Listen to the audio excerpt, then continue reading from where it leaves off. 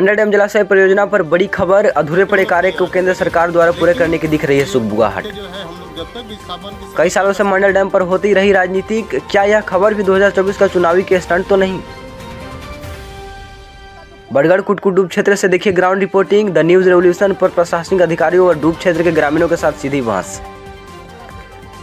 क्या डूब क्षेत्र के लोगों के साथ होगा न्याय या फिर प्रशासनिक अधिकारी फिर करेंगे इन पर अन्याय? केंद्र सरकार विस्थापितों के किन किन मांगों पर दी है स्वीकृति, देखिए इस वीडियो में। विस्थापितों ने किन किन मांगों पर सरकारी अधिकारियों के समक्ष रखा अपना प्रस्ताव और क्या क्या हुई तीखी बहस। अंततः हजारों की उपस्थिति में विस्थापितों व सरकारी अधिकारियों के साथ बैठक में क्या कुछ हुआ निर्णय, देखिए वीडियो की इस अंतिम कड़ी में।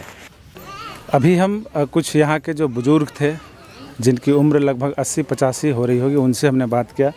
कुछ महिलाएं भी हैं, मैं उनसे भी बात करने का प्रयास करूंगा कि इनकी जो लगातार की लड़ाई है, जैसा कि मुझे प्राप्त जानकारी है कि लगभग 1984 से ये लड़ाई लड़ी जा रही थी कि यहाँ हम रहेंगे तो किस बिनाह पे रहेंगे और नहीं रहेंगे तो हमको क्या मुआवजा चाहिए। कुछ महिलाएं हैं, इनको क्या जानकारी है, इसको लेकर के हम बात करेंगे। आपका शुभ नेम क्या हुआ? इनको अच्छा, इधर क्या नाम हुआ आपका? मैना देवी। मैना देवी जी।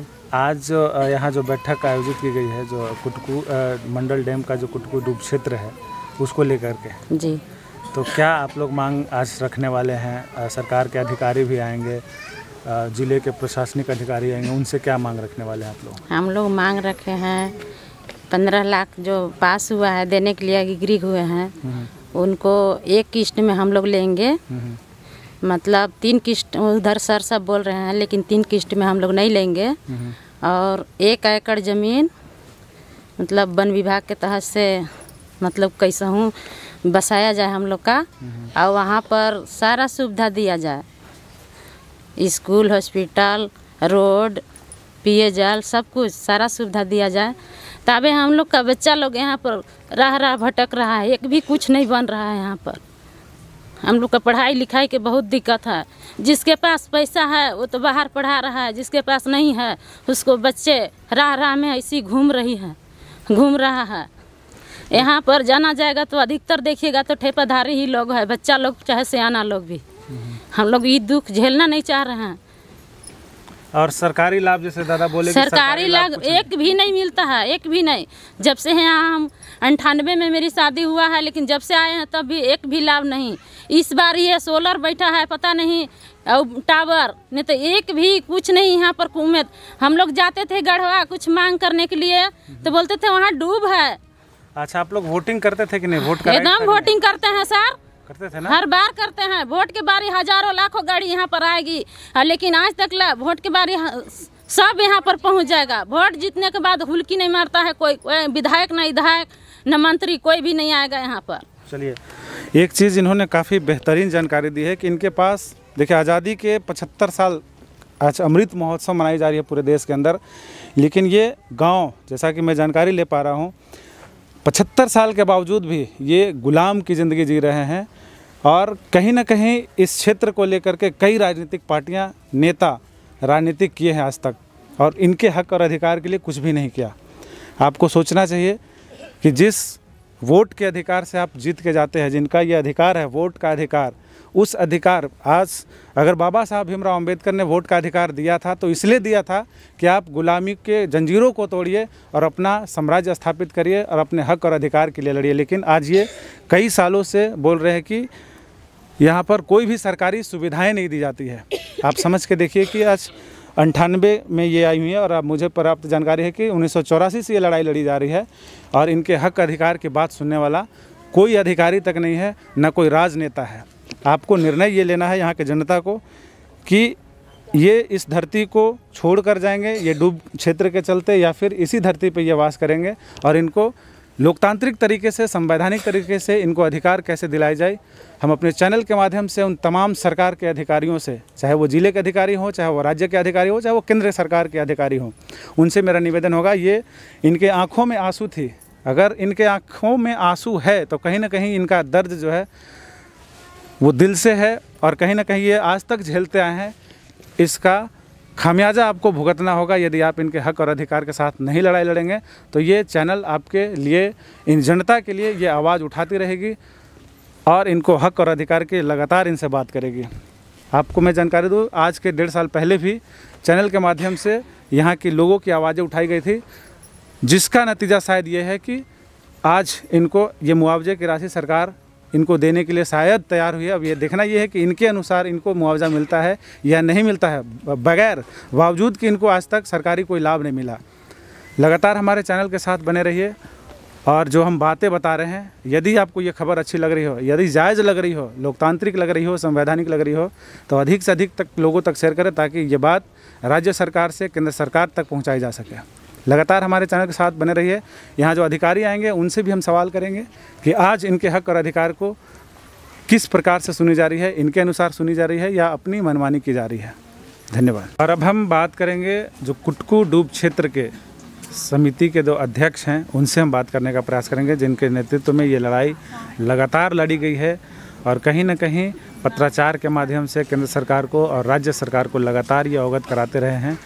और आज शायद वो लड़ाई का नतीजा है। कहते हैं ना कि इरादे जब, हौसले जब बुलंद हो तो कामयाबी मिलती है, और कहीं ना कहीं आज इनके लिए शायद एक शुभ घड़ी होगी कि आज इनकी वार्तालाप जो है कहीं ना कहीं सरकारी अधिकारियों से होगी।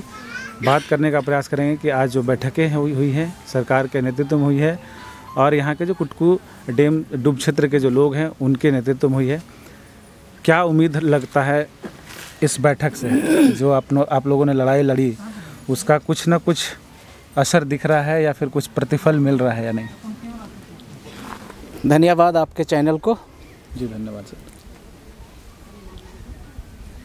1984 में इस डैम की लड़ाई तेज किया गया था। हालांकि 1972 में इस डैम का शुरुआत हुआ है, लेकिन 72 से लेकर के 84 तक, 83 तक यहाँ की जनता को अंधकार में रखा गया। और जब हम लोग संघर्ष किए और 1 महीना 3 दिन का धरना दिए डैम के ऊपर, उस समय समझौता हुआ। उस समय के तत्कालीन जल संसाधन मंत्री थे विजेंद्र यादव, उन्हीं के साथ में वार्ता हुआ था और वार्ता में स्पष्ट किया गया था कि प्रति परिवार 1 आदमी को नौकरी दिया जाएगा। ज़मीन की कैटेगरी के अनुसार उनको मुआवजा दिया जाएगा। 1 नंबर 14,000 रुपया के हिसाब से, 2 नंबर ज़मीन का उससे कम और 3 नंबर इसे कम करके सिर्फ रैयती ज़मीन का मुआवजा देने की बात हुई थी। 1984 से लेकर के 86 के बीच में पेमेंट किया गया। घर का भी पेमेंट किया गया, ज़मीन का पेमेंट किया गया, पेड़ पौधे जितने थे सबका पेमेंट किया गया। लेकिन जीएम लैंड का, कोड़कर का जो यहाँ की जनता अपने खेत बाड़ी बनाया था, उसका कोई पेमेंट मुआवजा नहीं मिला। उसकी लड़ाई को लड़ते रहे लोग। पेमेंट की प्रक्रिया को लगभग सरकार अपने तरफ से पूरी कर ली और 1986 के मई महीना में इस गांव में, डूब क्षेत्र के सारे गांव में घूम घूम करके चौकीदार के द्वारा जो है ढिंढोरा पिटवाया गया कि गांव को खाली कर दिया जाए। और उस समय ये आदेश निकला कि अपने अपने ज़मीन, अपने अपने लकड़ी को या जो ज़रूरत का सामान है, सारे सामान को आप ले जा कर के जहाँ इच्छुक हैं, जहाँ ज़मीन खरीद रहे हैं वहाँ ले करके आप इस सारा जो लकड़ी को, आप खपड़ा को आप यूज कर सकते हैं। उस समय बहुत सारा जगह में चेकनाका लगती थी, लेकिन सारा चेकनाका को डूब क्षेत्र के लोगों के लिए छूट दे दिया गया था। बहुत लोग शिफ्ट किए, जो लोग ज़मीन खरीद पाए। चूँकि ज़मीन जो है यहाँ बहुत है, लेकिन अंग्रेज़ी हुकूमत के बाद यहाँ पर ज़मींदारी प्रथा थी और ज़मींदारी प्रथा में बहुत सारा ज़मीन का मालगुजारी लोग नहीं खुलवा पाए, ज़मीन का सेटलमेंट नहीं हो पाया। और 1970 में ही यहाँ का ज़मीन का जो है सेटलमेंट को बंद कर दिया गया, ताकि जितने भी गरमंजरुआ ज़मीन था उसको हम लोग रैयती में सेटलमेंट नहीं कर पाए। इसी का नतीजा है कि रैयती ज़मीन बहुत कम रहा और रैयती ज़मीन का केवल सरकार पैसा दी और बाकी जीएम लैंड ज़मीन था उसको बिहार सरकार कह के उसकी पेमेंट वो नहीं किया। नतीजा है कि जितना ज़मीन हम लोगों को बाहर खरीदने की जो स्थिति हुई, तो पैसा इतना कम मिला था कि लोग दूसरे जगह ज़मीन नहीं खरीद पाए। घूमते घूमते सारा पैसा ख़त्म हो गया, ज़मीन नहीं खरीदा पाया और लोग यहीं पर रह गए। अब आप लोगों का क्या मांग है आगे? 1984 से ले करके 86 के बाद जो है डैम का काम लगातार चालू रहा। कुछ लोग दूसरे जगह शिफ्ट कर गए, कुछ लोग नहीं बस पाए, ऐसे लोग यहाँ रहते रह गए। डैम का काम कुछ दिन के बाद जो है 1997 में एक बैग पूरा गांव जो है डूब गया। करीब 5-6 गांव डूबा था और बहुत सारे माल मवेशी मरे, आदमी लोग भी मरा, बहुत सारा क्षतिपूर्ति हुई सारा संपत्ति का। इसी के गुस्सा में 1997 में जो है बैजनाथ मिश्रा जो यहाँ के चीफ इंजीनियर हुआ करते थे, उनकी हत्या, अधीक्षण अभियंता, उनकी हत्या कर दिया गया है उग्रवादियों के द्वारा। और उसके बाद से जो लगातार काम बंद रहा, तो आज तक काम बंद रहा। 2018 में प्रधानमंत्री नरेंद्र मोदी के द्वारा इस डैम का शिलान्यास करने की प्रक्रिया आगे बढ़ी। मुख्य सचिव का आगमन हुआ, केंद्रीय मुख्य सचिव का, और उस समय यहाँ की जनता मिल करके हम लोग घेराव किए उनका। और उस समय ये मांग किया गया कि डूब में ऐसे ऐसे परिवार हैं जिनके पास ना तो यहाँ ज़मीन बचा हुआ है, कहीं दूसरे जगह है, और ना पैसा है। लोग ऐसे स्थिति में यहाँ फाटक लगाने से बेमौत मारे जाएंगे। और इसीलिए मुख्य सचिव के द्वारा आदेश दिया गया कि डूब क्षेत्र में अभी वर्तमान में कितने परिवार हैं उसका सर्वे किया जाए। सर्वे करने के बाद जो है प्रति परिवार 10-10 लाख रुपया वन टाइम स्पेशल पैकेज देने की घोषणा की गई। और इस घोषणा के बाद प्रधानमंत्री नरेंद्र मोदी 5 जनवरी 2019 को आकर के इस डैम का पुनः फिर से शिलान्यास करते हैं, जबकि डैम का काम 80 से 90% तक पूर्ण हो चुका है। और उस डैम को पुनः शिलान्यास करते हैं 5 जनवरी 2019 को। लेकिन जब से प्रधानमंत्री इस डैम का शिलान्यास किए उस दिन से लेकर के आज तक एक ईंटा भी नहीं जोड़ाया है, एक ईंटा भी नहीं जोड़ाया है। इसी तरह से निरंतर जो है अफसरों का आना जाना जारी रहा। हमारी लड़ाई संघर्ष चलती रही। बीच में सुनसुना हो गया, मतलब शिथिलता पड़ गई। अब हो सकता है सरकारी तंत्र कुछ काम कर रही होगी, लेकिन यहाँ डैम में कोई हलचल नहीं था। पिछले साल इस डैम में जो है पुनः काम शुरू करने की दिशा में वेफकोस कंपनी जो है इसको आगे बढ़ा। लेकिन 5 मार्च को इसका डैम का शुरुआत किया गया था। चीफ इंजीनियर को हम फ़ोन करके कहे थे कि अगर डैम का काम नहीं बंद होगा तो हम मजबूरन हमको बंद करना पड़ेगा। और 8 तारीख को आकर के पूरे जनता मिल करके हम लोग डैम का काम को बंद कर दिए और अभी तक ये बंद है। तो आप लोग चुनाव का समय होता है। मांग क्या है आप लोगों का बेसिकली? जैसे आपने बंद कराया तो किस मांग को लेकर के बंद कराया? उस समय जो है मेरा साफ यही कहना था कि आज के डेट में वैसे लोग निवास करते हैं डूब क्षेत्र में जिनके पास ना तो पैसा बचा हुआ है और ना कहीं ज़मीन खरीद पाए हैं। वैसे स्थिति में डैम का काम बंद हो जाएगा तो डैम का फाटक लग जाएगा तो यहाँ के जनता, भोली भाली जनता बेमौत मारी जाएगी। यही मेरा कहना था। और 4-5 मांगे हम दिए थे। कौन कौन सी मांगे थे? उसमें हमारा यही मांग था, उस समय हम मुख्य सचिव को लिख करके दिए थे कि यहाँ के डूब क्षेत्र के जनता को 5-5 एकड़ ज़मीन दूसरे जगह दे करके बसाया जाए। उस समय चूँकि पैसा की बात नहीं थी और 18 से अधिक उम्र के, जितना भी 18 से 45 वर्ष तक के सारे लोगों को जो है उनके योग्यता के अनुसार नौकरी दिया जाए। यही 2-3 मांगे थी। अन्यत्र जगह जो है हमको आवास, बिजली, पानी सुविधा दे करके हम लोगों को इज्जत पूर्वक बसाया जाए, यही हमारी मांग थी उस समय। आज जो बैठक की गई है वो किन के आदेशानुसार या फिर किन का इन्फॉर्मेशन लगा कि हाँ आप लोग बैठक किए हैं, और क्या उम्मीद लग रहा है आज के बैठक से? भारत सरकार की योजना के अनुसार डैम का कार्य को पूर्ण करने के लिए अगस्त 2023 को इस डैम को पूर्ण करने के लिए 2471 करोड़ रुपया जो है स्वीकृति दे दी गई है और वो पैसा सरकार के पास पड़ी हुई है। 4 अक्टूबर 2023 को जो ग्रामीणों के बीच में वितरण करना है 15-15 लाख रुपया। और यहाँ की जनता सर्वे में जो है 780 परिवार होते हैं और 780 परिवार गुणित 15 करेंगे तो 117 करोड़ होता है। तो 117 करोड़ की भी स्वीकृति नहीं दिया जाता, नहीं स्वीकृति हो गई और 4 अक्टूबर को इसकी स्वीकृति राशि हो करके सरकार को जो है इसको अलॉट कर दिया गया है। अभी पेमेंट करने की दिशा में सरकार आगे बढ़ रही है। और कल परसों का जो रिपोर्ट हमको मिला है उसकी चिट्ठी भी है हमारे पास। उस चिट्ठी में दर्शाया गया है कि 31 दिसंबर 2023 को यहाँ के जनता को जो 15-15 लाख रुपया देना है उसमें फर्स्ट किस्त 3 किस्त में देने की बात कही गई है। और फर्स्ट किस्त 2 लाख रुपया देगा, उसके बाद डैम का काम शुरू हो जाएगा। फाटक लगाने के टाइम में जो है 6.5 लाख रुपया और देगी। और जब यहाँ के लोगों को जब पूर्ण रूप से गेट तैयार हो जाएगा, मतलब डैम तैयार हो जाएगा, उस समय 6.5 लाख रुपया और देगी। ऐसा करके इनकी चिट्ठी है।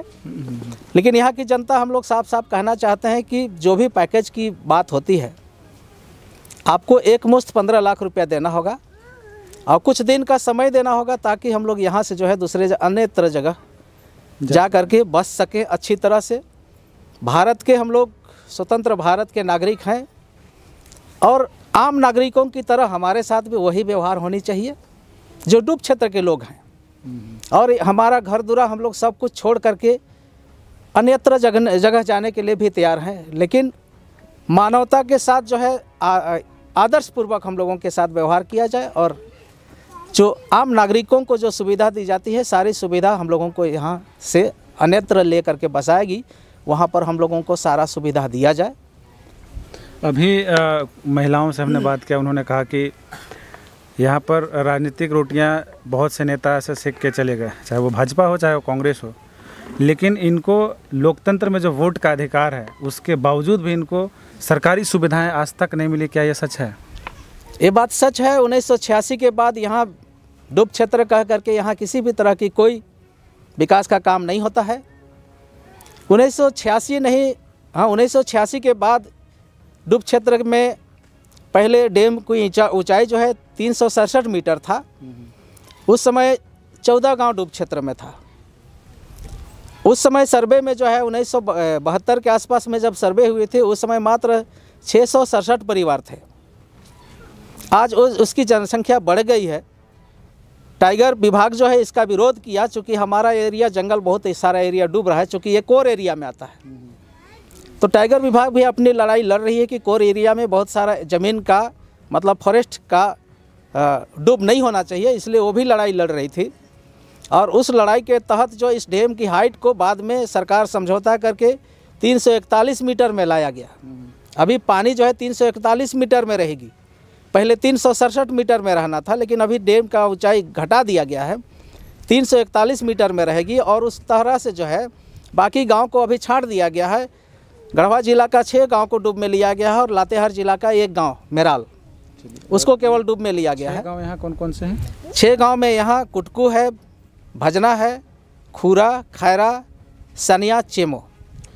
एक चीज़ और हम जानने का प्रयास करेंगे, जैसे मंडल डैम का जितने भी लोग जैसे व्यवस्था जो यहाँ से विस्थापित होंगे या फिर जो इस परियोजना का लाभ जो है, क्या वो झारखंड सरकार को मिलेगी या फिर बिहार सरकार को?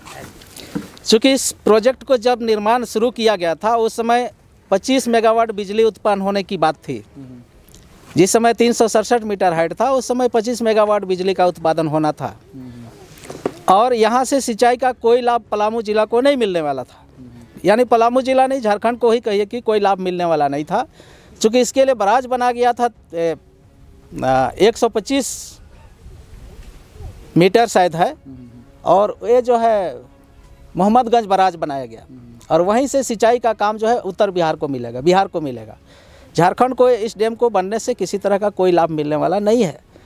25 मेगावाट बिजली का उत्पादन होता तो हो सकता है बिजली यहाँ के लोगों को मिलता, लेकिन जब डैम का हाइट कम कर दिया गया तो बिजली का उत्पादन नहीं हो पाएगा। चलिए, काफ़ी अच्छी जानकारी इन्होंने दिया। इस मंडल डैम से यहाँ के झारखंडियों को कम से कम बेनिफिट नहीं मिलने वाला है। और यहाँ के जो विस्थापित लोग हैं उनको तो कई सालों से राजनीतिक सिर्फ रोटियां इनसे सेकी गई है, इनसे राजनीतिक फ़ायदे लिए गए हैं, लेकिन आज तक कोई सरकारी लाभ इनको नहीं मिला, जैसा कि मैं सबसे बात करके आपको दिखाया।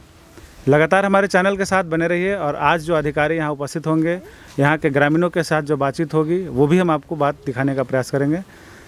धन्यवाद। वीडियो अच्छी लगी हो तो हमारे चैनल को लाइक करें, शेयर करें और सब्सक्राइब कराना। हमारे चैनल के साथ जुड़ने के लिए फेसबुक, व्हाट्सएप, ट्विटर, इंस्टाग्राम व पब्लिक ऐप पर द न्यूज़ अपडेशन लिखकर सर्च करें।